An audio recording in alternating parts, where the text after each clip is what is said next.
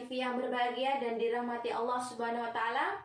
Alhamdulillah, pada kesempatan kali ini kita bisa bertemu kembali dalam pembelajaran Al-Islam dengan tema perbuatan tercela syirik dan nifak, dan juga beberapa materi tentang Asmaul Husna. Yang pertama yaitu tentang syirik. Syirik berasal dari bahasa Arab syaraka yang artinya menyekutukan. Nah, sedangkan secara istilah bahwa syirik itu adalah menyekutukan Allah dengan makhluk yang lainnya atau dengan benda yang lainnya. Orang yang berbuat syirik disebut musyrik. Nah, ada dua macam bentuk syirik. Yang pertama adalah syirik akbar atau besar, dan yang kedua adalah syirik kecil atau asghar. Syirik akbar atau syirik besar ini adalah menyekutukan Allah dengan sesuatu yang lainnya. Dan orang yang melakukan syirik ini akan terputus semua amal perbuatannya, dan Allah tidak akan menerima satupun.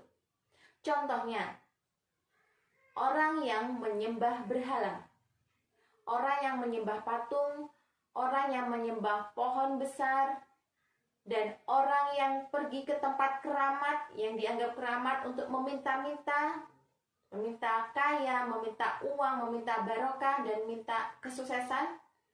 Atau orang yang percaya dengan ramalan-ramalan bintang, ramalan dukun ataupun yang lainnya.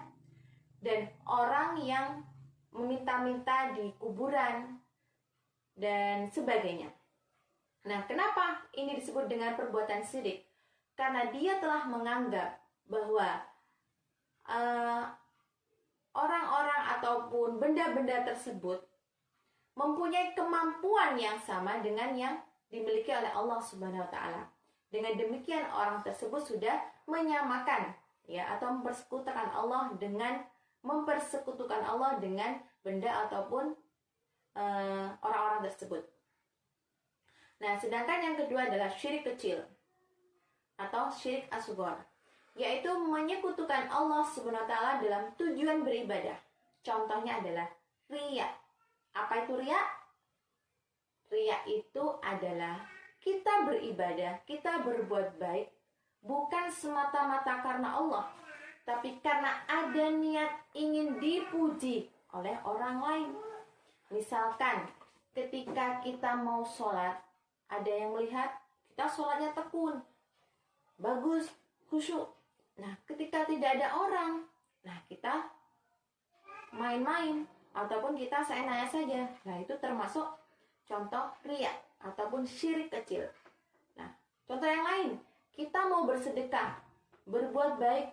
Nah, ketika ada orang yang melihat, tapi ketika tidak ada orang, kita cuek atau kita tidak mau melakukannya. Ataupun ketika kita tidak mau berbuat baik karena orang lain. Misalkan kita mau berinfak, nggak jadi karena ada orang itu. Nah, itu juga termasuk bentuk riya. Karena apa? Kita tidak jadi melakukan kebaikan karena orang lain. Nah, kalau orang itu ibadah benar-benar karena Allah Subhanahu wa taala, maka ada orang ataupun tidak ada orang, tidak ada masalah. Dia tidak akan terpengaruh oleh siapapun. Karena apa? Niatnya adalah ikhlas karena Allah Subhanahu wa taala. Nah, itu adalah pengertian dari atau contoh dari syirik kecil, riya. Nah, sekarang bagaimana sih cara kita untuk menghindari perbuatan syirik ini? Yang pertama adalah beriman kepada Allah Subhanahu wa taala. Kita harus punya keimanan kepada Allah, bahwa Allah yang menjaga kita, Allah yang melindungi kita, Allah yang memberi makan kita, yang memberikan kesuksesan dan rezeki kepada kita. Hanya Allah, bukan yang lainnya. Kemudian yang kedua, mendalami ajaran Islam dan mengamalkan dalam kehidupan sehari-hari. Dengan kita mempelajari Islam secara mendalam, maka kita akan tahu apa itu rambu-rambu ataupun ajaran-ajaran yang tepat, ajaran-ajaran yang benar yang kita anut, atau perbuatan-perbuatan apa saja yang itu dilarang oleh Allah, ataupun perbuatan apa saja yang diperintahkan oleh Allah Subhanahu wa taala. Yang ketiga, mengikuti segala perintahnya dan menjauhi segala larangannya.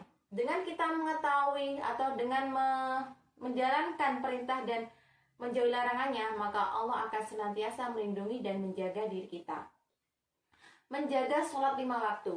Kita tahu bahwa as-sholatu inna sholata tanha anil fahsyai wal munkar. Sesungguhnya sholat itu dapat menjauhkan kita atau mencegah kita dari perbuatan keji dan mungkar, termasuk perbuatan syirik ini. Ya, kalau kita sholatnya bagus, sholat kita benar, insya Allah Allah akan selalu menjaga kita dari perbuatan-perbuatan tercela tersebut. Jadi sholat itu bisa menjadi tameng bagi kita untuk terhindar dari hal-hal yang tidak baik. Selanjutnya adalah banyak membaca Al-Quran dengan maknanya. Jadi Al-Quran tidak hanya kita baca, tapi kita juga harus memahami apa bacaan atau makna dari Al-Quran tersebut. Ya, jadi usahakan ketika kita membaca Al-Quran, kita tidak hanya membaca lafadznya saja, tapi juga memahami, membaca terjemahannya. Dan insya Allah kita sudah tidak akan kesulitan lagi untuk menemukan terjemah Al-Quran, ya.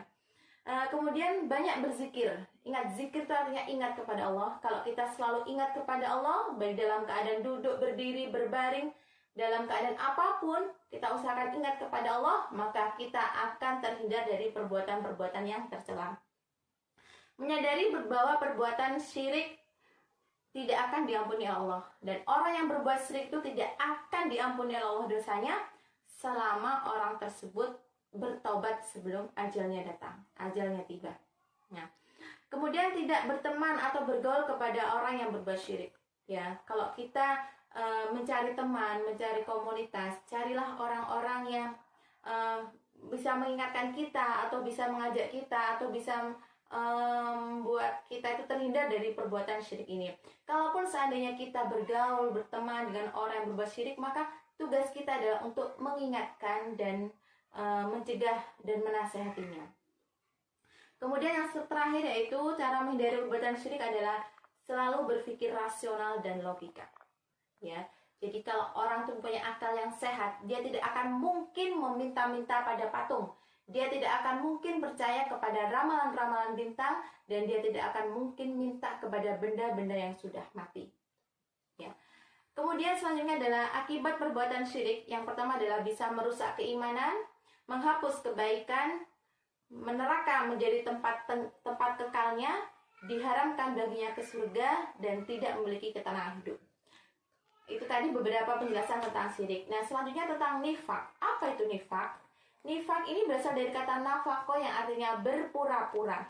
Sedangkan menurut istilah artinya menyembunyikan kebaikan dan menampakkan kejelekan. Orang yang disebut atau orang yang berbuat nifak ini disebut dengan munafik. Nah, apa ciri-ciri munafik? Nah, ayatul munafiki salasun idza haddatsa kadzaba wa idza wa'ada ahlafa wa idza tumina khana. Ciri-ciri orang munafik itu ada 3. 1. Jika berbicara ia dusta, jika berjanji ia ingkar, dan jika ia dipercaya dia berkhianat. Nah, itu tadi beberapa sedikit saja pengertian tentang nifak. Semoga kita bisa menghindari di antaranya adalah tadi perbuatan syirik, dan yang kedua adalah nifak. Ya. Dan selanjutnya adalah tentang Asmaul Husna. Nah, materi yang selanjutnya adalah Asmaul Husna. Anak-anak ataupun pemirsa yang berbahagia, Asmaul Husna itu adalah nama-nama Allah yang baik. Ada berapa nama-nama Allah yang baik? Ada 99. Nah, di sini ada beberapa contohnya. Yang pertama adalah Ad-Dar, artinya Allah yang maha memberi kemudahan. An-Nafi, artinya Allah yang maha memberi manfaat. An-Nur, artinya Allah yang maha bercahaya. Al-Hadi, artinya Allah yang maha memberi petunjuk. Al-Badi, artinya Allah yang maha mencipta dan tiada bandingnya. Alhamdulillah, ini tadi sekilas tentang materi yang ada di buku Al-Islam bab 2 di kelas 6. Semoga bermanfaat. Mohon maaf apabila ada kesalahan dalam Ustazah menyampaikan. Subhanakallahumma wa bihamdika asyhadu an la ilaha illa anta astaghfiruka wa atubu ilaik. Assalamualaikum warahmatullahi wabarakatuh.